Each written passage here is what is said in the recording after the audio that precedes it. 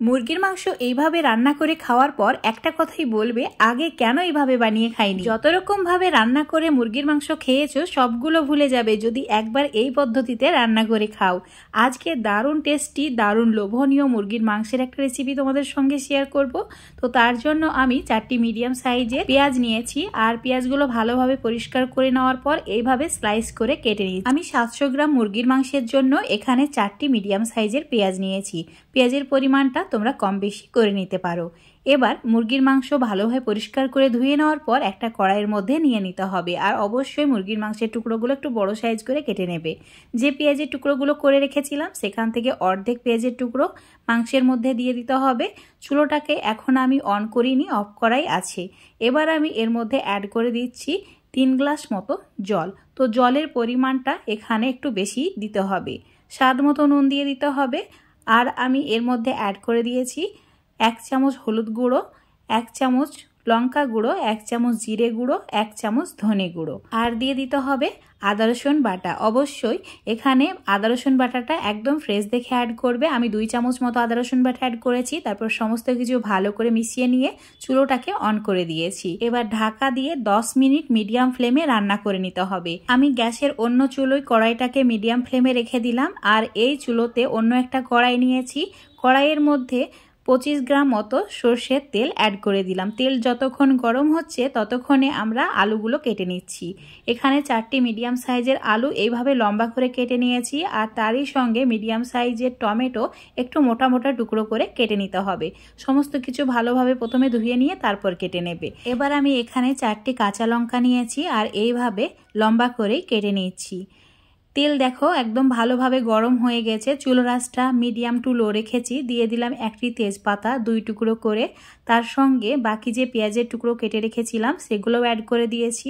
এখন পেঁয়াজের কালার একদম লালচে হওয়া পর্যন্ত ভাজতে হবে। অবশ্যই চুলো রাসটা মিডিয়াম টু হাই করে দিতে হবে। এখন আমি তোমাদের 3 মিনিট পর দেখাচ্ছি। দেখতেই পাচ্ছ পেঁয়াজের কালার পুরো চেঞ্জ হয়ে গেছে। তো কেটে রাখা টমেটো আর কাঁচা লঙ্কা এখন অ্যাড করে দিতে হবে। তারপর আবারও মিডিয়াম টু হাই ফ্লেমে সমস্ত কিছু নাড়াচাড়া করে ভেজে নিতে হবে। 2-3 মিনিট হাই ফ্লেমে এইভাবে নাড়াচাড়া করার পর দেখতেই পাবে টমেটো একদম সফট হয়ে যাবে। তখন অ্যাড করে দিতে হবে কেটে রাখা আলু।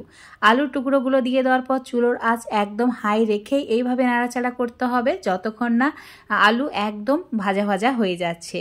তো কিছু সময় পর তোমাদের আমি দেখাচ্ছি। দেখতে পাচ্ছ আলু মানে যে জল সেটাও শুকিয়ে গেছে, আর আলু প্রায় ভাজা ভাজা হয়ে গেছে। তো এখন এই কড়াইটা নামিয়ে নিচ্ছি চুলো থেকে, আর মুরগির মাংসের কড়াইটাকে চুলোর উপর বসিয়ে দিলাম।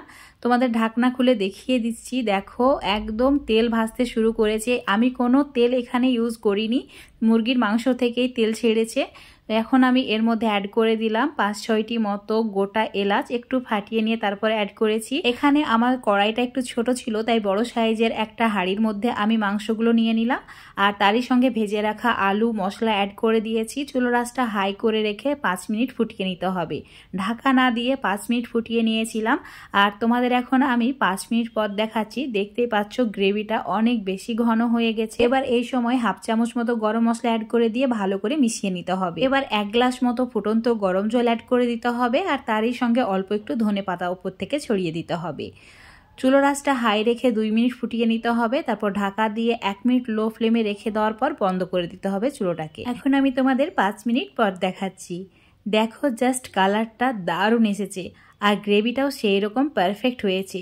রুটি, লুচি, পরোটা বা জিরা রাইস, ফ্রাইড রাইস যেটার সাথেই খাবে একদম জমে যায়। একবার এই পদ্ধতিতে মুরগির মাংস রান্না করে খেয়ে দেখবে, খুবই টেস্টি হয়। তোমরা মুরগির মাংস ছাড়া মাটনও রান্না করতে পারো, খুবই ভালো লাগবে খেয়ে। তো আজকের এই রেসিপিটা যদি তোমাদের ভালো লেগে থাকে অবশ্যই লাইক, শেয়ার, কমেন্ট করে দেবে। ফেসবুক পেজ থেকে দেখলে পেজটাকে ফলো করে নেবে। ইউটিউব থেকে দেখলে অবশ্যই চ্যানেলটাকে সাবস্ক্রাইব করে রাখবে। আরও এইরকম নতুন আর সহজ রেসিপি পাওয়ার জন্য মুরগির মাংসের এই রেসিপিটা একবার এভাবে বানিয়ে খেয়ে দেখবে। আমি গ্যারেন্টি দিচ্ছি তোমরা এটার প্রেমে পড়ে যাবে। খুবই টেস্টি হয়। তো বন্ধুরা অবশ্যই একবার বানাবে, তারপর আমাকে কমেন্ট করে জানাবে।